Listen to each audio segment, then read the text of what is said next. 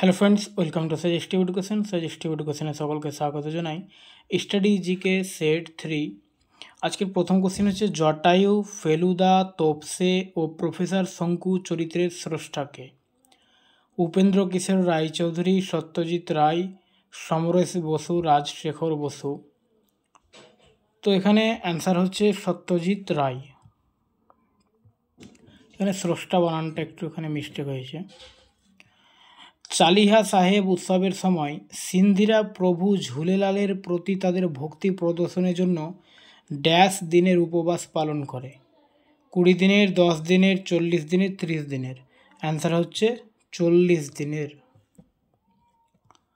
The Indian struggle বইটি কে লিখেছেন? রমেশচন্দ্র দত্ত, সুভাষচন্দ্র বসু, জওহরলাল নেহেরু, সর্দার বল্লভভাই প্যাটেল। তো দ্য ইন্ডিয়ান স্ট্রাগল বইটি লিখেছেন সুভাষচন্দ্র বসু। কোন দল সর্বাধিক সংখ্যক রঞ্জি ট্রফি শিরোপা জিতেছে? উত্তরপ্রদেশ, মুম্বাই, তামিলনাড়ু, কর্ণাটক। মুম্বাই সবথেকে বেশি রঞ্জি ট্রফি জিতেছে। ভারতীয় সময় গ্রিনিচ সময় থেকে কত বেশি? তো ভারতীয় সময় গ্রিনিচ সময় থেকে 5.5 ঘন্টা বেশি। গুণকান্ত দত্ত বড়বিয়ান কোন নৃত্যকলায় সঙ্গীত নাটক একাডেমি পুরস্কারে ভূষিত হন? গুণকান্ত দত্ত বড়বিয়ান শাস্ত্রীয় নৃত্যের সঙ্গে যুক্ত। তিনি শাস্ত্রীয় নৃত্যই সঙ্গীত নাটক একাডেমি পুরস্কার পান। আর এই শাস্ত্রীয় নৃত্যটি হচ্ছে আসামের। ঠিক আছে, শাস্ত্রীয় নৃত্য হচ্ছে আসামের। কত্থকের আগে আমরা সেটে পড়েছি ইউপি, আর ছাউ তো আমাদের ওয়েস্ট বেঙ্গল, কথাকলি হচ্ছে কেরালা। নিজের কোন নৃত্যটি গোয়ায় পরিবেশিত হয়? ঝুমার, চেরাও, কর্মনাচ, ফুগদি। তো গোয়ার নৃত্য হচ্ছে ফুগদি। কঙ্গো উপত্যকার অতিশয় খর্বাকৃতির মানুষদের কি বলা হয়? কঙ্গো উপত্যকার অতিশয় খর্বাকৃতির মানুষদের পিগমি বলা হয়। বিশ্ব দাবা চ্যাম্পিয়ন বিশ্বনাথন আনন্দ কোন দেশের বাসিন্দা? তো বিশ্বনাথন আনন্দ ভারতেরই বাসিন্দা। নিচের কোনটিকে নীল নদের দান বলা হয়? আমরা জানি মিশরকে নীল নদের দান বলা হয়। নিম্নলিখিতগুলির মধ্যে কে 2001 সালে সঙ্গীত নাটক একাডেমি পুরস্কারে ভূষিত হয়েছিল? 2001 সালে সঙ্গীত নাটক একাডেমি পুরস্কারে ভূষিত হয়েছিল অ্যালারমেল ভ্যালি। নায়াগ্রা জলপ্রপাত কোন নদী থেকে সৃষ্ট? নায়াগ্রা জলপ্রপাত নায়াগ্রা নদী থেকে সৃষ্ট। নিচের কোন নৃত্যধারা সিকিমের সাথে যুক্ত? তাসি, শাব্দ, মোনারি, ভাংড়া, কোলাট্টাম। তো তাসি শাব্দ হচ্ছে সিকিমের সঙ্গে যুক্ত। নিম্নলিখিত তালিকা থেকে একটি বামন গ্রহ চিহ্নিত করুন। তো আমরা জানি যে প্লুটোকে বামন গ্রহ বলা হয়। তো অ্যান্সার হচ্ছে প্লুটো।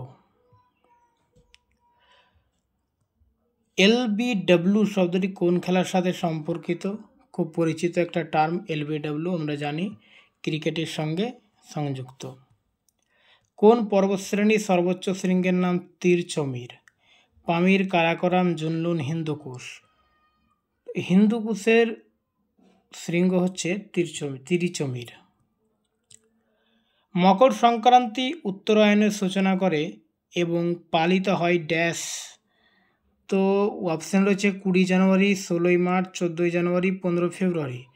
তো মকর সংক্রান্তি পালিত হয় 14 জানুয়ারিতে। নিচের কোন নৃত্য প্রকার ঝাড়খণ্ডের সাথে যুক্ত নয়? অগ্নি, ফাগুয়া, মারদানা, ঝুমর। তো অগ্নি, ফাগুয়া, মারদানা, ঝুমর এগুলো হচ্ছে ঝাড়খণ্ডের। লাবণী হচ্ছে মহারাষ্ট্রে। তো লাবণীটা হচ্ছে আমাদের অ্যান্সার। লাবণী হচ্ছে মহারাষ্ট্র।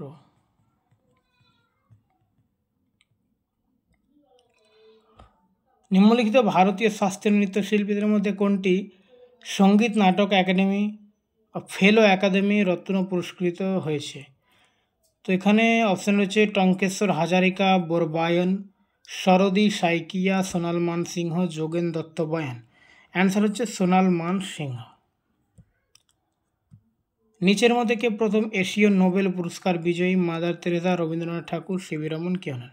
তো এশিয়ার প্রথম নোবেল পুরস্কার বিজয়ী হচ্ছে রবীন্দ্রনাথ ঠাকুর, যিনি 1913 সালে নোবেল পান, আর সেটা কোন ক্ষেত্রে ছিল? সেটা ছিল সাহিত্যে। আর সিভি রমন নোবেল পেয়েছিলেন ফিজিক্সে, তাই তো।